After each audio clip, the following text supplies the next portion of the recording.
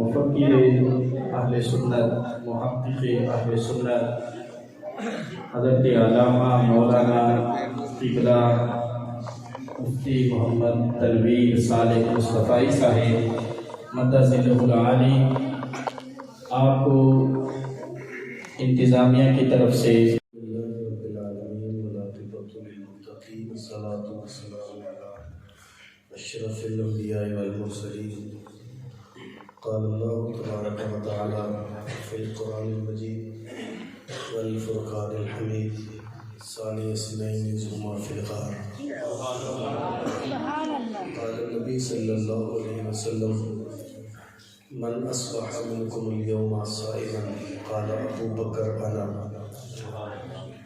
قال فمن تبع منكم اليوم جنازة قال أبو بكر أنا قال فمن أطعم منكم اليوم مسكينا قال أبو بكر أنا قال فمن عاد منكم اليوم مريدا قال أبو بكر أنا ما اجتمعنا في أمري إلا داخل الجنة وكما قال عليه السلام صدق الله وصدق رسوله النبي کریم الامین الرؤوف الرحیم ونحن على ذلك من الشاہدین والشاکرین والحمد للہ رب العالمین ان اللہ وملائکتہ یصلون علی النبی یا ایھا الذین آمنوا صلوا علیہ وسلموا تسلیما۔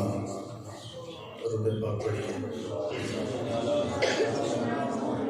الصلاۃ والسلام علیک یا سیدی یا رسول اللہ یا حبیب اللہ، الصلاۃ والسلام علیک یا خاتم النبیین وعلی آلک و اصحابک یا امام الانبیاء والمرسلین، برحمت کن نظر برحال دارم یا رسول اللہ، غریبم بے نوائم خاک سارم یا رسول اللہ، یا رسول اللہ انظر حالنا، یا حبیب اللہ اسمع قالنا، اننا فی بحر غم مغرق خذ یدی سہل لنا اشغالنا، یا صاحب الجمال و یا سید البشر من وجهک المنیر لقد نذر القمر لا يمكن الثناء كما كان حقه بعد خدا، بزرگ توئی قصہ مختصر۔ حمد و ثنا تعریف و توصیف اللہ جل وعلا کے لیے جو تمام جہانوں کا پالنہار ہے، حضور نبی رحمت شفیع معظم رسول محتشم احمد مجتبیٰ حضرت محمد مصطفیٰ علیہ تحیت و ثنا کی بارگاہ بے کس پناہ میں اپنی عقیدتوں، ارادتوں، محبتوں اور چاہتوں کا خراج پیش کرنے کے بعد میرے نہایت علماء کرام، واجب الاحترام، ذوی الاحتشام، السلام علیکم ورحمۃ اللہ وبرکاتہ۔ قرآن مجید کی ایک مختصر سی آیت طیبہ اور ایک حدیث پاک میں نے تلاوت کی ہے۔ اللہ میری زبان پہ کلمہ حق جاری فرمائے، جو باتیں قابل عمل سمجھ آ جائے اللہ اس پر عمل کر کے اپنی راہوں کو سدھارنا نصیب فرمائے۔ مجھے ابھی دوستوں نے بتایا کہ ہمارے آج کے پروگرام کا عنوان شان صدیق اکبر ہے۔ اللہ تعالیٰ ہمیں ان کا فیض نصیب فرمائے۔ میں جناب ابو بکر صدیق رضی اللہ تعالیٰ عنہ کی ذات کے حوالے سے ان کی زندگی کے مختلف گوشوں پہ تھوڑی گفتگو کروں گا۔ دعا ہے اللہ تعالیٰ میری زبان پہ کلمہ حق جاری فرمائے۔ میرے کریم آقا صلی اللہ علیہ وآلہ وسلم نے جب مکے کی سرزمین پہ اسلام کی بنیاد رکھی، طرح ڈالی، بچھانے والوں نے میرے رسول کی راہوں میں کانٹے بھی بچھائے، کھودنے والوں نے رسول اللہ کی راہوں پہ گڑھے بھی کھودے، مارنے والوں نے طائف کے بازاروں میں پتھر بھی مارے، پھینکنے والوں نے میرے رسول کے سر انور پہ اجری بھی پھینکی، لیکن ابو بکر صدیق رضی اللہ تعالیٰ عنہ کی وہ ذات ہے جنہوں نے پہلی ملاقات پر بھی ہر چیز قربان کر دی ہے۔ ان کے ایمان لانے کے انداز نے ہمیں بتایا کہ ہم ہم نے قطرہ دیکھا نہ دریا پہ غور کیا۔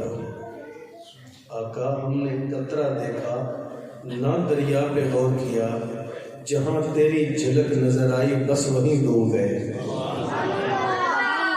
ابو بکر صدیق کے ایمان کا انداز ہے کہ کس انداز سے وہ حضور پر ایمان لائے، اور ایمان لانے کے بعد جو ان کی زندگی ہے اس کو اگر مختصر کر لیں، انسانی فطرت 4 چیزوں سے منسلک ہوتی ہے، 4 چیزوں سے انسان کو فطرتاً محبت ہوتی ہے: مال، جان، اولاد اور وطن۔ سب سے انسان کو زیادہ محبت اپنی جان سے ہوتی ہے۔ جناب عمر رضی اللہ تعالیٰ عنہ حضور کی بارگاہ میں حاضر ہیں، تو حضور صلی اللہ علیہ وسلم نے پوچھا، عمر تم مجھ سے کتنی محبت کرتے ہو؟ عرض کی، حضور اپنی جان کے علاوہ کائنات کی ہر چیز سے بڑھ کر آپ سے محبت کرتا ہوں۔ تو حضور نے فرمایا، ابھی عمر تیرا ایمان مکمل نہیں ہوا۔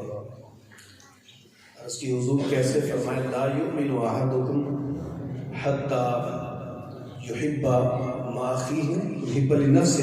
اس وقت تک ایمان مکمل نہیں ہوتا جب تک میں محمد تمہیں اپنی جان سے بھی زیادہ پیارا نہیں رہتا۔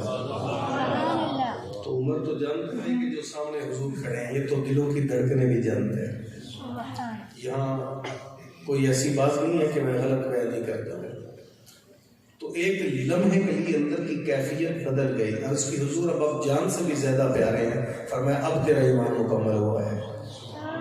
جان انسان کو فطرتاً پیاری ہوتی ہے، لیکن ابو بکر صدیق تیری محبت پہ قربان جائیں تو انہوں نے جان کا نذرانہ بھی مصطفیٰ پہ قربان کر دیا۔ آپ سن حرم دیکھ لیں، غزوہ احد دیکھ لیں یا بدر دیکھ لیں، میرے حضور کی بارگاہ میں ان کا انداز کیا ہے، جان کس حد تک پیاری ہے۔ آپ کا بیٹا محمد بن ابو بکر یا عبد الرحمن عرض کرتا ہے، ابا جی بدر کے میدان میں 3 بار آپ میری تلوار کی زد میں آئے، لیکن جب بھی تلوار اٹھاتا پدری محبت غالب آ جاتی ہے تو میں آپ کو چھوڑ دیتا۔ 3 بار آپ مجھ سے بچ گئے۔ اگر آپ غلط نہ سمجھے تو آج کا اگر کوئی بیٹا اپنے باپ کو یوں 3 بار بخشتا تو ہو سکتا تھا باپ پہلے تو شاباش دیتا کہ تو با وفا پتر ہے، بلکہ میں تو کہتا ہوں اگر آج کا کوئی باپ ہوتا تو اس بیٹے کو وراثت میں حصہ بھی زیادہ دیتا کہ تو نے 3 بار میری جان بخشی کی ہے۔ لیکن ابو بکر تیری محبت پہ بارے بارے جائے، تیری محبت پہ قربان جائے۔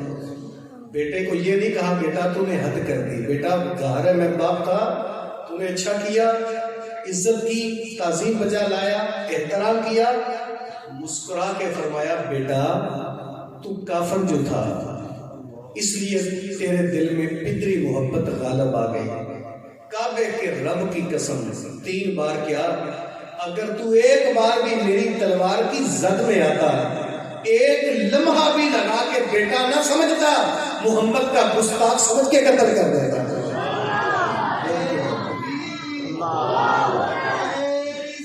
یا رسول اللہ، یا رسول اللہ، انہوں نے حضور سے کس حد تک پیار کیا۔ اقبال کا انداز دیکھیں، علامہ اقبال کا انداز دیکھیں۔ اقبال کہتا ہے مانائے حرفم کنی تحقیق اگر، توجہ کریں، اقبال کہتے ہیں مانائے حرفم کنی تحقیق اگر، بن غریب دیدائے صدیق اگر، قوت قلب و جگر گردد نبی، از خدا محبوب تر گردد نبی۔ اقبال کہتا ہے اگر میرے لفظوں کے مفہوم کو تو سمجھنا چاہتا ہے، معنی حرفم کنی تحقیق اگر، میرے حرفوں کے معنی کی اگر تو تحقیق کرنا چاہتا ہے تو پھر کیا کر، بن غریب دیدائے صدیق اگر، پھر کریم آقا کو ابو بکر کی نظر سے دیکھ۔ جب تو رسول اللہ کو ابو بکر کی نگاہ کے دیکھے گا، ابو بکر کی نظر سے دیکھے گا، قوت قلب و جگر گردد نبی، تیرے دل اور جگر کی قوت مصطفیٰ بن جائے گا، از خدا محبوب تر گردد نبی، پھر کریم آقا تمہیں اللہ سے بھی پیارے لگنے لگ جائیں گے. دنیا پوری کائنات اگر پوری کائنات کی ہر چیز آپ کے سامنے آ جائے لیکن نگاہ ابو بکر والی ہو تو محمد سے بڑھ کر پیارے کوئی نہیں. اللہ اکبر. علامہ اقبال کہتے ہیں ابو بکر کی نظر سے دیکھو بیٹا کیا پوری کائنات بھی آ جائے ابو بکر قربان کر دیتے. رسول اللہ سے کتنا پیار کیا, ہر چیز قربان کر دی. اور اللہ سے بھی حضور زیادہ پیارے اس لیے نہیں لگتے کہ لگے. اقبال نے کہا نا آج خدا محبوب کر نبی کہ تمہیں نبی اللہ سے بھی پیارے لگیں گے. مفہوم یہ نہیں ہے کہ خدا سے مصطفیٰ بڑھ گئے, نہیں, اس لیے پیارے لگیں گے کہ حضور ہم تو وہ بدقسمت تھے جن کی جبین در در رسوا ہو رہی تھی. کبھی درختوں کو پوجتے, کبھی پتھروں کے پجاری بن جاتے, کبھی جانوروں کو پوجتے, کبھی کیچڑے کی پوجا کرتے. نہ جانے کہاں کہاں یہ تقدس آپ جبین رسوا ہوتی رہی. حضور آپ آئے تو ہمیں کائنات میں خدا ملا. حضرت نے یوں نہیں کہا خیر پہنچا اے رضا احمد پاک کا, ورنہ ہم کیا جانتے تھے خدا کون ہے. بلکہ مجدد پاک نے سب آگے کی بات کر دی. مجدد پاک فرماتے ہیں من خدا را ازاں پرستم کے او رب محمد. میں خدا کو اس لیے خدا نہیں مانتا کہ وہ چاند کے جمال کا رب ہے, اس لیے خدا نہیں مانتا کہ وہ سورج کے جلال کا رب ہے, اس لیے رب نہیں مانتا کہ وہ گردش ماہ و سال کا رب ہے. میں نے اس لیے رب نہیں مانا کہ وہ پھولوں کی چھل بل کا رب ہے, وہ انداز نغمے بل بل کا رب ہے, یا وہ ساگر کی ہلچل کا رب ہے. میں اس لیے رب نہیں مانتا کہ وہ گردش ماہ و سال کا رب ہے, وہ خشک و تر کا رب ہے, وہ شمس و قمر کا رب ہے, وہ ادھر ادھر کا رب ہے. من خدا را ازاں پرستم, میں تو اس رب کی پوجا اس لیے کرتا ہوں کہ وہ رب محمد ہے. پوجتا اس لیے ہوں کہ وہ محمد کا رب ہے. اعلیٰ حضرت نے پھر بات ختم کر دی. بخدا خدا کا یہی ہے در, نہیں اور کوئی مفر مفر, جو وہاں ہو یہیں آ کے ہو, جو یہاں نہیں ہو. اور میرے کریم آقا سے جو ابو بکر نے پیار کیا میاں, دنیا کائنات میں اس کی مثال ہی کوئی نہیں. ادھر حضور نے ایمان پیش کیا بلا تردد بلا تامل, ابو بکر صدیق نے حضور کو قبول فرما لیا. میں نے جو بات کہیں سے بھولیے نا, ابو بکر صدیق کے ایمان نے جو ہمیں عقیدہ دیا یہ محض شعر نہیں ہے, یہ ہماری عقیدتوں کا مرکز و محور ہے, یہ ہماری محبتوں کا مرکز ہے. ابو بکر صدیق کے عمل نے بتایا آقا نہ قطرہ دیکھا نہ دریا پہ غور کیا, قطرہ دیکھا نہ دریا پہ غور کیا, جہاں تیری جھلک نظر آئی وہیں ڈوب گئے. یہ ابو بکر صدیق کی محبت ہے. مال بھی قربان کر دیا, جان بھی قربان کر دی. اور جس انداز سے ابو بکر صدیق نے وطن قربان کیا, تاریخ ٹٹولے آپ کو ایسا ثانی نہیں ملے گی. ہجرت کی شب ابو بکر صدیق فرماتے ہیں کہ جب حضور نے مجھے ایک دن بلایا, کہا ابو بکر وہ وقت آن پہنچا ہے کہ ہمیں ہجرت کا حکم ملنے والا ہے. ابو بکر صدیق فرماتے ہیں ہجرت کی شب حضور میرے گھر تشریف لائے. تاریخ پڑھ کے دیکھیں, مورخ لکھتا ہے حضور نے یوں ابو بکر کے دروازے کو دستک دی, جیسے ہی دروازے کو ہاتھ لگا ایک لمحے میں کنڈی کھل گئی, جیسے کوئی دروازے کے ساتھ ٹیک لگا کے کھڑا ہے. جیسے دستک دی ساتھ کنڈی کھل گئی. ابو بکر سوئے نہیں. عرض کی حضور جس دن سے آپ نے مجھے بتایا ہے ابو بکر وہ دن آنے والا ہے کہ ہم ہجرت کریں گے, کعبے کے رب کی قسم میں دروازے پہ انتظار ہی کرتا رہتا ہوں.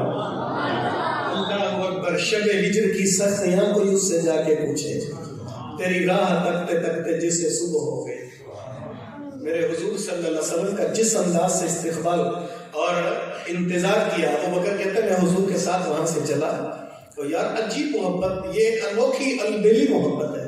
جناب ابو بکر صدیق سیرت نگار لکھتے ہیں کہ جب حضور صلی اللہ علیہ وسلم کے ساتھ جناب ابو بکر چلتے تھے, اللہ ابو بکر سے بڑھ کر کون بادب ہو سکتا ہے, ابو بکر سے بڑھ کر پیار کون کر سکتا ہے, اس سے بڑھ کر مؤدب کون ہو سکتا ہے. لیکن ابو بکر کبھی دائیں ہوتے ہیں, کبھی بائیں ہوتے ہیں, کبھی آگے کبھی پیچھے. عرض کی ابو بکر یہ چلنے کا کون سا سٹائل ہے. عرض کی حضور میں چاہتا ہوں کبھی آگے کبھی پیچھے کبھی دائیں کبھی بائیں، میں کہتا ہوں دشمن جس طرح سے بھی آئے پہلا وار ابو بکر میں لیا جائے، میرے حضور کو کوئی گزند نہ پہنچے۔ اور جب غار ثور قریب آیا نا، یہاں میں آپ کی توجہ چاہوں گا، جن لوگوں نے غار ثور دیکھی ہے وہ تو ایک لمحے میں نام لیتے وہاں پہنچ کے ہو گیا، جنہوں نے نہیں دیکھی میری دعا ہے اللہ آپ کو جلدی دیکھنا نصیب فرمائے۔ غار ثور میں جائیں، آج وہاں اوپر چڑھنے کے لیے سیڑھیاں بنا دی گئی ہیں، جگہ جگہ واٹر کولر نصب ہے، ہاتھ کا سہارا لینے کے لیے ریلنگ بھی موجود ہے۔ اس کے باوجود میں نے دیکھا بڑے بڑے کڑیل جوان راستے سے لوٹ آتے ہیں، اوپر جانا اتنا مشکل ہے۔ غار ثور پہ بنی ہوئی سیڑھیوں، لگائے ہوئے واٹر کولروں کے باوجود بھی، او بھائی میں اس دور کی کہانی سنانے جا رہا ہوں کہ جب غار ثور پہ چڑھنے کے لیے سیڑھیاں نہیں تھیں، واٹر کولر نصب نہیں تھے، لوگوں کی آمد و رفت کا ماحول نہیں تھا، اور میاں وحشت ناک ماحول، بغیر سیڑھیوں کے اونچائی اور اترائی۔ آج بڑے بڑے کڑیل جوان جو اپنی محبتیں، اپنے پیار کے جذبات کو جمع کر کے وہاں جاتے، لیکن اس کی اونچائی بڑے بڑے لوگوں کے جذبات کو مات دیتی ہے، اس کی اونچائی اور چڑھائی بڑے بڑے کڑیل جوانوں کو واپس لوٹنے پہ مجبور کر دیتی ہے۔ اور میاں اس دور کی کہانی ہے جب سیڑھیاں نہیں تھیں، جب پانی نہیں تھا، جب لوگوں کی آمد و رفت کا سلسلہ نہیں تھا، جب ریلنگ نہیں تھی، جناب ابو بکر کی عظمت کو سلام کریں، وہ اکیلے نہیں گئے، مصطفیٰ کو کندھوں پہ اٹھا کے لے گئے۔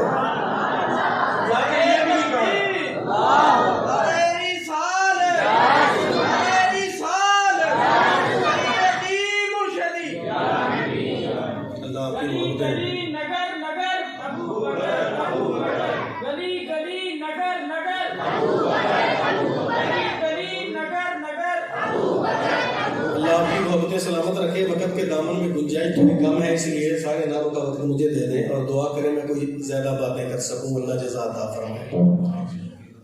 تو جا کے وہاں غار ثور میں ابو بکر صدیق نے یہ نہیں کہا حضور میں تھک گیا، اور میاں جس نے کندھوں پہ اٹھایا ہے تھکتا وہ ہے، جو سوار ہو وہ تو نہیں تھکتا۔ لیکن ابو بکر صدیق تیری محبت پہ قربان جائے، جب غار ثور میں پہنچے، غار کے اندر داخل ہونے کا وقت آیا، عرض کی بندہ نواز پہلے اندر میں جاؤں گا، کیوں؟ فرمایا کوئی خطرہ ہو سکتا ہے، اور میں کہا کرتا ہوں ان کو کہتے ہیں ختم نبوت کا مجاہد، یہ ہوتے ہیں ناموس رسالت کے سپاہی۔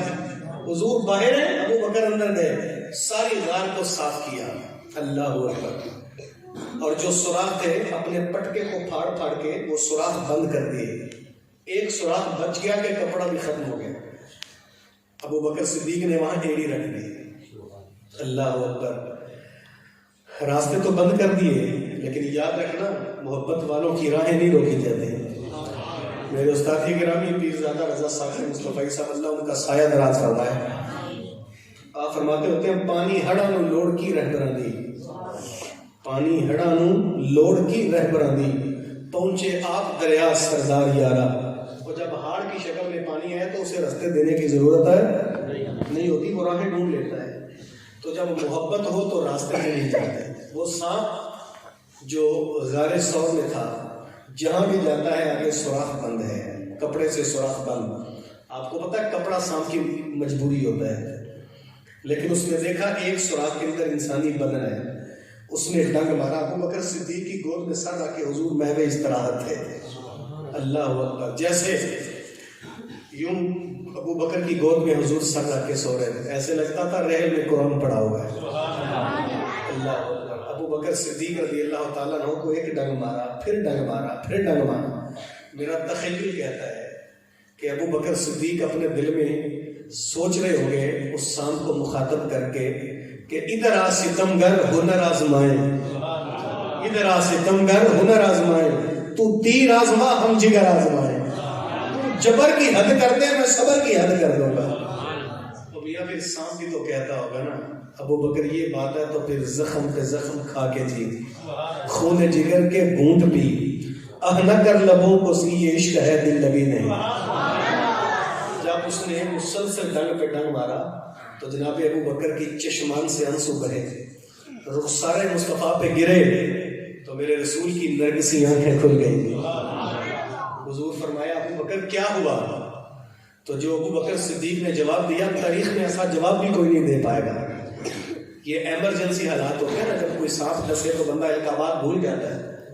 میرے ہمسائے کے گھر میں آگ لگ جائے یا میرے گھر میں آگ لگ جائے تو میرا ہمسائے جو حضرت علامہ مولانا پیر طریقت رہبر شریعت فلاں فلاں کے گھر میں آگ لگ گئی ہے، وہ بھائی آگ لگے تو آگ آگ آگ کیوں کرتے ہیں؟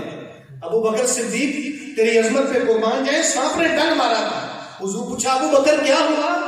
تو سنیے آپ کو یہی لفظ ملیں گے ہر جگہ، عرض کی فدا کا امی و ابی قد لدغت یا رسول اللہ، میری ماں بھی قدموں پہ قربان جائے، میرا باپ بھی ان پیارے قدموں پہ نچھاور جائے، بندہ نواز مجھے سانپ نے ڈس لیا ہے۔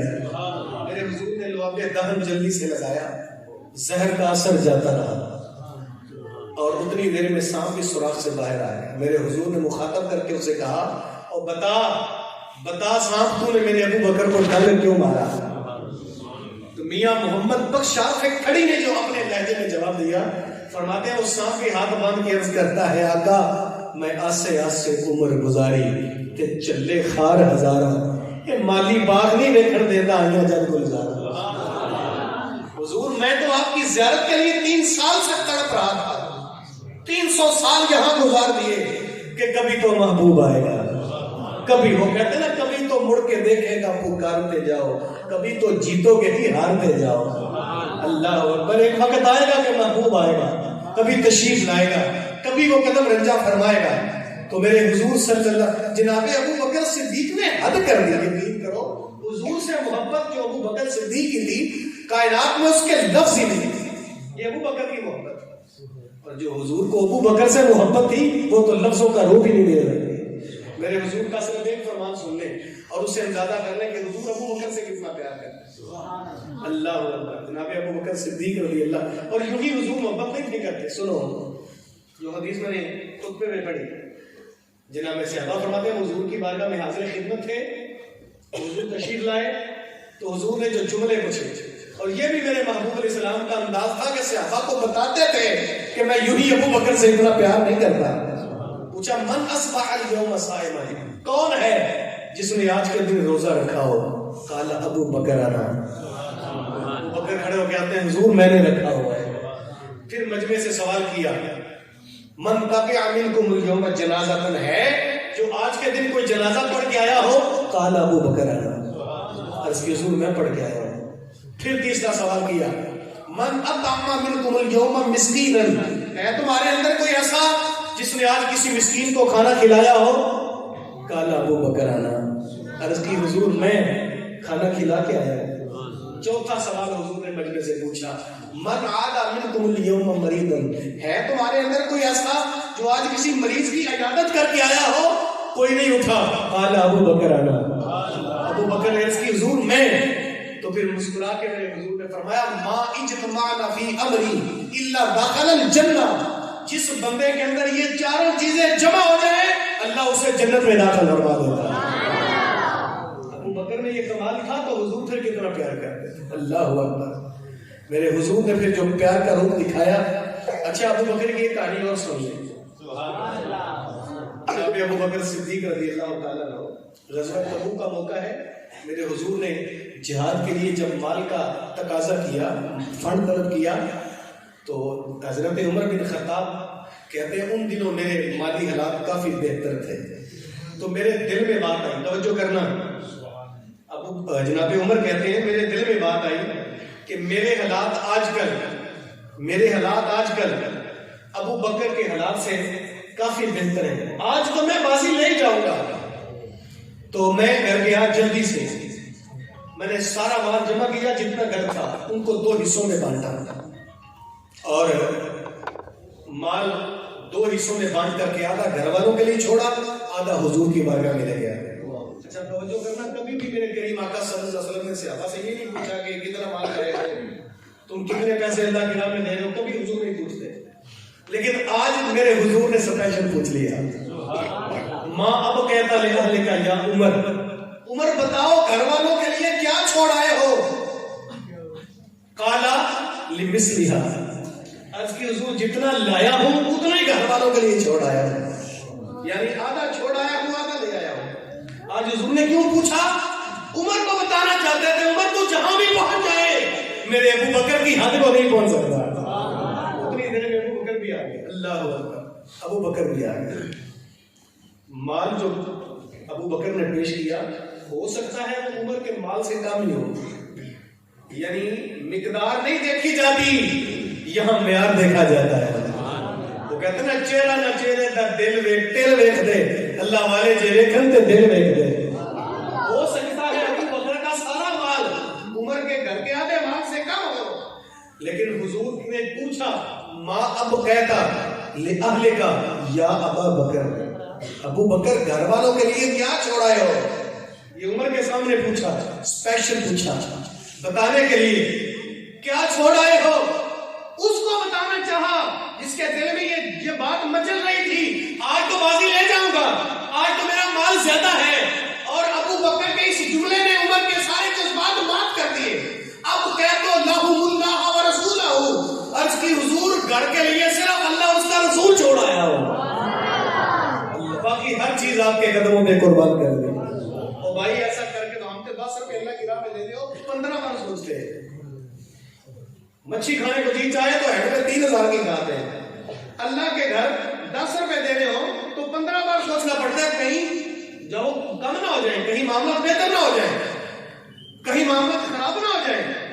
और भाई जो अल्लाह की राह में देते हैं, अबू बकर सिद्दीक को यकीन था कि मेरे हुजूर ने अल्लाह की कसम उठा के कहा है, मैं मोहम्मद अल्लाह की कसम उठा के कहता हूँ, जो अल्लाह की राह में देता है उसका काम नहीं होता, उसका बढ़ जाता है। जो अल्लाह की राह में देता है उसका काम। अबू बकर सिद्दीक को यकीन था, मैं यकीन कोई। जब अबू बकर ने, बल्कि एक रिवायत में आता है कि अबू बकर सिद्दीक रज़ी अल्लाह ताला अन्हु ने उस दिन तो अपने बदन के कपड़े भी उतार दिए, टाट का खिरका पहन लिया, टाट का खिरका, और बटनों की जगह वहां भी कांटों के तकमे लगा लिए। जब अबू बकर सिद्दीक हुजूर की बारगाह में आए ना, तो अभी हुजूर के ज़हन में ये था कि अबू बकर ये तूने क्या पहना? अभी हुजूर ने सवाल नहीं किया, अभी दिल में बात आई कि अबू बकर ये क्या पहना है। हुजूर पूछना चाह रहे थे, आसमान से जिब्रील अमीन तशरीफ लाया है। हुजूर की आंखें देखकर हैरान हो गई कि जो लिबास अबू बकर ने पहना था आज जिब्राइल अमीन ने भी कोई पहना हुआ है। हुजूर ने अबू बकर की बजाय जिब्रील से पूछा, जिब्रील ये क्या बाज रहा है, आज ये लिबास कौन सा लिबास है? अल्लाह अकबर। तो जिब्रील ने जो जुमले कहे, अर्ज की हुजूर आपके यार की अदा आपके रब को इतनी प्यारी लगी है, आपके यार की अदा खुदा को इतनी पसंद आई है, एक मेरे बदन पर नहीं आज सल्तनत समाविया का यह सरकारी लिबास करार दे दिया गया है। कि अल्लाह ने फरमाया कि जाओ जिब्रील फरिश्तों से कह दो आज सारे वही लिबास से बेतन कर लो जो लिबास मेरे अबू बकर ने पहना हुआ है। तो मेरे सोने मोहम्मद के यार, अबू बकर सिद्दीक की मोहब्बत यूं ही नहीं थी, अगली मोहब्बत। हमारी मोहब्बत क्या है? गुलामी रसूल में हमारी मोहब्बत क्या है? हो न इश्क मुस्तफा तो जिंदगी उनकी ऐसे फजूल थी, हमारी नारों तक जिंदगी है।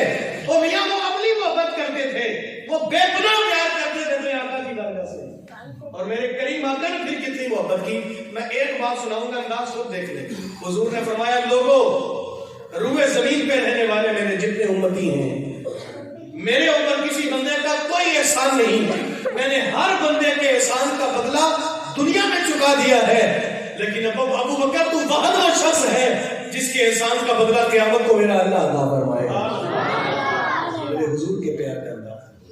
और फिर एक वक्त आया कि जनाब अबू बकर सिद्दीक रज़ी अल्लाह ताला अन्हु जब हुजूर का विसाले बाकमाल का वक्त आया तो रसूलुल्लाह सल्लल्लाहु अलैहि वसल्लम बीमार थे, आखिरी लम्हे हुजूर मौत जाओ इस दुनिया से पर्दा फरमाने से कबल हुजूर बीमार थे। यहाँ मैं बात की वजाहत करता चलूँ, हमारे यहाँ जब कोई बंदा मरने से कबल बीमार होता है तो जितना तलख बीमार हो जाए तो हम लोग बातें करते हैं कि ये बंदा गुनाहगार था इसलिए इतना तरस तरस के मौत आई, इतना जब वो इसको बीमारी की मौत आई। ओ भाई, मेरे हुजूर सारी ज़िंदगी अल्लाह की बारगाह में हाथ उठा के दुआ मांगते रहे اللہم انی اعوذ بک من الموت الفجاء، اے اللہ میں اچانک موت سے تیری پناہ مانگتا ہوں۔ موت سے قبل بیماری اللہ کی نعمت ہے، وہ گناہوں کا کفارہ بنتی ہے۔ اگر موت سے قبل بیماری نعمت نہ ہوتی، اللہ سونے محبوب کو کبھی بیماری نہ دیتا۔ حضور تو اتنے سخت بیمار تھے تو حضور صلی اللہ علیہ وسلم نے فرمایا مرو ابا بکر فلیصلی بالناس، ابو بکر کو حکم دو لوگوں کو نماز پڑھائے۔ اللہ اکبر۔ کہ بعد میں یہاں مختصر کر دوں تو ابو بکر صدیق رضی اللہ تعالیٰ عنہ جب نماز بھی پڑھائی، بعد میں مسند خلافت پہ براجمہ ہوئے، انہوں نے پھر قوم کی جو خدمت کی، جس انداز سے محبت کی، آج تو ہم لوگ صرف یا عمر بن خطاب کی یا ابو بکر کی مثال دے دیتے ہیں، ہمارے پلے یقین کرو کچھ نہیں۔ میں حیران ہوتا ہوں، یہ بات جب میں پڑھتا ہوں عجیب سی کیفیت ہو جاتی ہے۔ جناب ابو بکر صدیق رضی اللہ تعالیٰ عنہ جن دنوں خلافت پہ براجمہ تھے تو آپ تاجر تھے۔ ایک دن حضرت عمر بن خطاب رضی اللہ تعالیٰ عنہ نے کہا ابو بکر بازار میں کچھ چیز بیچ رہے تھے۔ ابو بکر یہ کیا کر رہے ہو؟ عرض کی کہ بچوں کے جب وہ بچوں کے پیٹ پالنے کے لیے تو کچھ کرو گا۔ تو جناب عمر عرض کرنے لگے کہ اگر آپ نے یہی کام شروع کر دیا تو پھر امور سلطنت کون سنبھالے گا؟ تو وہاں ایک صحابہ کی کابینہ بنی جنہوں نے وظیفے مقرر کر دیے۔ فرمایا کہ تمہارے گھر کے اخراجات ہم فوڈ کریں گے لیکن تم امت کی رہنمائی کرو۔ ایک دن اپنی گھر والی سے کہا کہ جی چاہتا ہے کہ کوئی حلوہ نما میٹھی چیز کھانے کو، تو آپ کی زوجہ محترمہ نے کہا کہ گھر میں تو ایسی کوئی چیز نہیں ہے کہ میں پکا کے کھلا سکوں۔ اچھا وقت بیتتا رہا، لیل و نہار کروٹیں بدلتے رہے، غالباً مہینے کے قریب کا عرصہ بیت گیا تو ایک دن آپ کی اہلیہ محترمہ آٹے کا اور سوجی کا حلوہ پکا کے لائی، پیش کیا تو جناب ابو بکر صدیق پوچھتے ہیں کہ یہ کہاں سے آیا ہے؟ آپ کی اہلیہ نے فرمایا کہ آپ نے ایک دن مانگا تھا، اس وقت گھر میں کچھ نہیں تھا، میں روزانہ بیت المال سے آنے والے آٹے سے ایک مٹھی بچا کے رکھتی تھی، تو آج اتنا جمع ہو گیا تھا کہ آپ کے لیے کوئی میٹھا حلوہ تیار کرو، تو اس سے تیار کیا۔ تو ابو بکر صدیق نے حلوہ بعد میں کھایا، اپنے غلام کو کہا جا بیت المال میں، بیت المال کے انچارج سے کہہ دو یا تو مزدور بندے کی جو دیہاڑی ہے وہ اتنی کر دو جتنی ابو بکر کی ہے، یا پھر اس کا مطلب ہے کہ میرے گھر میں آنے والے آٹے میں سے ایک مٹھی کم کر دی جائے تو ابو بکر کے گھر کا گزارا ہو سکتا ہے۔ بیت المال کے انچارج سے کہو جو آٹا میرے گھر آتا ہے آج کے بعد اس میں سے ایک مٹھی کم کر دو۔ یار یہ دیکھو، کبھی اپنی اہلیہ سے کہتے ہیں کہ یہ 2 کپڑے ہیں میرے پاس، ان 2 کپڑوں میں سے ایک کپڑے کا مجھے کفن دینا، ایک بیت المال سے منگوا لینا۔ کہا کیوں؟ کہا کہ جب میرے پاس موجود ہے کفن کا کپڑا تو بیت المال کا ایک کپڑا بچ جائے تو امت کے لیے بہتر ہوگا۔ انہوں نے ہمیں وہی بتایا، ہمارے اندر کیا کرنا ہے، میرے ذاتی اندر کوئی عمل نہ ہو، سچائی نہ ہو، ایمانداری نہ ہو، امانت داری نہ ہو، رواداری نہ ہو میرے ذاتی اندر، تو میں دیکھتا ہوں کہ عجیب لوگوں کا انداز ہے، اے لوگ ہیں جوتیاں دے لائق۔ او بھائی لوگ جوتوں کے لائق ہیں، میں تو جوتوں کے لائق نہیں ہوں۔ میں اپنی ایمانداری لوگوں کو دکھاؤں، اپنی سچائی سے متاثر کروں۔ جب میں سچ بولوں گا تو اللہ تعالیٰ کے فضل سے میرے ساتھ رہنے والے بھی سچ بولیں گے۔ ابو بکر صدیق رضی اللہ تعالیٰ عنہ نے حضور سے پیار کیا اور اسی طرح حضور کی امت سے بھی محبت فرمائی۔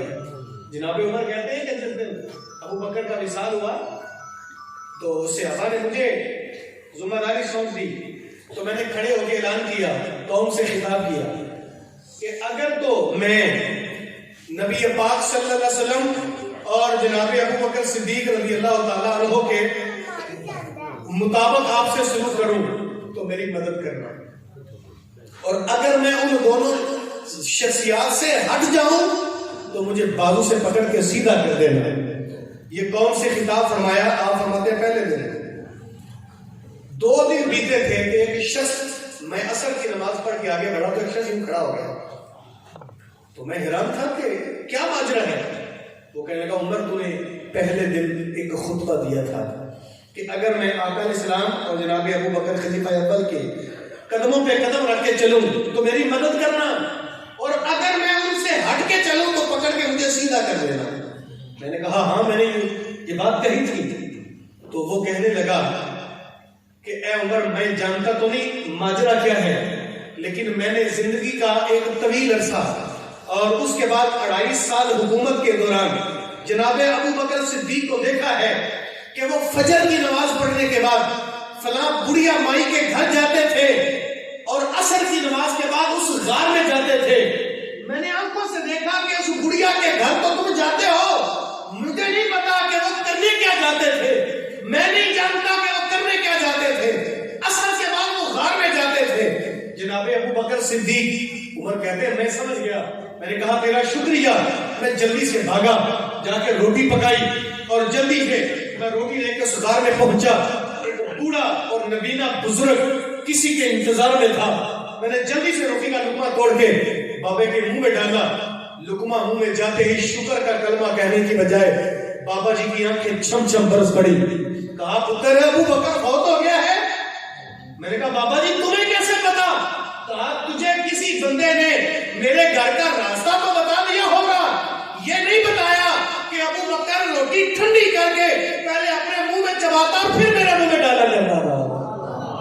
اللہ اکبر. یار یوں ہی زندگی نہیں گزرتی ان لوگوں نے، بلکہ حضرت ابو بکر صدیق رضی اللہ تعالی عمر بن خطاب کہتے ہیں ابو بکر صدیق کے دور میں ایک دن میں آپ کو ملنے گیا تو جہاں دارالخلافہ بیٹھتے تھے ابو بکر صدیق وہاں موجود نہیں تھے. میں نے دیکھا کہ آپ کی ٹیبل میں کچھ کاغذات تھے. میں ٹٹولنے لگ گیا کہ یہاں کیا لکھا ہوگا. ایک رجسٹر میری نظروں سے گزرا جن کے اندر مدینہ طیبہ کے کچھ غریب لوگوں کے نام لکھے تھے. کچھ بیوہ خواتین تھیں، کچھ یتیم تھے، کچھ مسکین تھے، اور ان کے ساتھ ہی کچھ امراء کے نام لکھے تھے. میں سمجھ گیا کہ یہ غریب اور یہ امیر اس لیے ہے کہ یہ غریب اس امیر سے مدد لیتا ہے، یہ امیر اس غریب کی مدد کرتا ہے. اس لسٹ میں ایک بوڑھی مائی کا تذکرہ تھا جس کے نام کے آگے کسی امیر کا نام نہیں تھا لکھا ہوا. ہر غریب کے آگے امیر کا نام تھا لیکن اس بوڑھی ماں کے آگے نام نہیں تھا. میرے ذہن میں یہ بات آئی کہ یقیناً اس کے آگے کوئی نام نہیں، پتہ نہیں کیا ماجرا ہے. میں نے یوں پکڑ کے اس کے آگے اپنا نام لکھ دیا کہ اس بوڑھی اماں کا کے ساتھ تعاون میں کیا کروں. فجر کی نماز پڑھی. میں ذاتی طور پہ اسے جانتا تھا. میں نے سوچا اسے پوچھ کے آتا ہوں کہ تجھے کون سی ضرورت ہے.